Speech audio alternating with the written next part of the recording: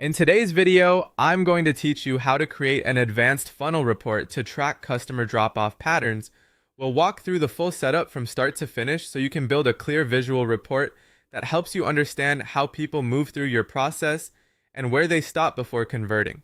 This kind of report is especially useful when you want to improve marketing performance, sales handoffs, or any multi-step customer journey.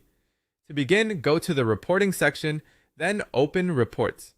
Once you're there, look for the option to create a new report and click the Create Report selection panel. This is where you choose the type of report you want to build. If you have a lot of reporting options available, take a moment to scan carefully so you select the correct format from the start. Choosing the right layout early makes the rest of the setup much easier.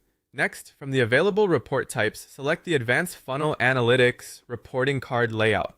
This structure is designed to show progression from one stage to the next, making it ideal for conversion tracking. The funnel format helps you visualize how users advance through each step and where the biggest drop-offs happen. That visual structure is what makes this report especially useful for spotting friction points in the customer journey. After that, define your custom stage conversion event touchpoints. This means choosing the specific steps you want the funnel to measure. For example, you might track a page view, then a form submit, and finally a deal won. Your selected stages should reflect the real journey you want to analyze.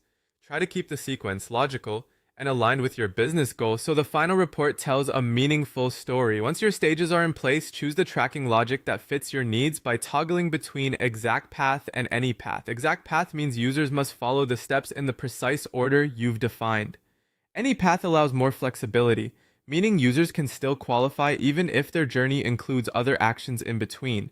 This setting matters because it changes how strict the funnel analysis will be, so select the option that best matches the behavior you're trying to measure. Finally, save the report layout so it appears on your main page for ongoing monitoring.